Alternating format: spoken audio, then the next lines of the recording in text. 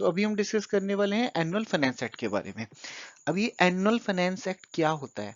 देखो, जैसे कि आपके फोन में या फिर आपके कंप्यूटर में जो सॉफ्टवेयर पड़े होते हैं ना, वो अपडेट होते हैं कुछ टाइम बाद, 1 महीने में 2 महीने में अपडेट होते हैं।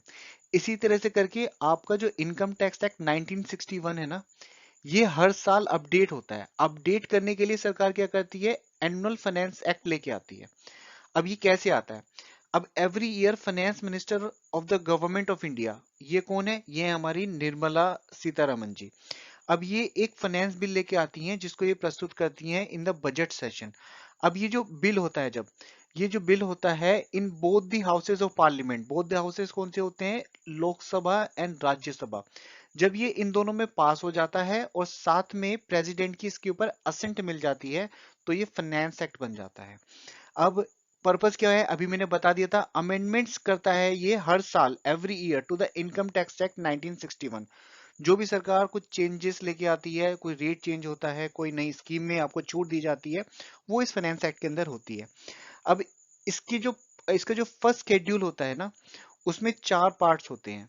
अब पहले पार्ट में क्या रहेगा? फर्स्ट पार्ट में जो इंफॉर्मेशन होती है वो रेट से रिलेटेड होती है कि किस रेट के अकॉर्डिंग आपसे टैक्स कलेक्ट किया जाएगा इन दी असेसमेंट ईयर। तो जैसे कि अगर आपका फाइनेंस एक्ट आया 2022 में, तो वो रेट किसके लिए स्पेसिफाई करेगा? असेसमेंट ईयर 2022 से 23 के लिए वो रेट स्पेसिफाई करेगा।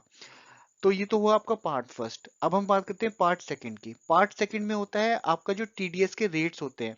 जैसे कि आपने किसी को, क्या है ना, कोई कॉन्ट्रैक्ट में आपको कोई पेमेंट मिला, तो 194 सी में उसमें आपको क्या होता है? टीडीएस कटता है।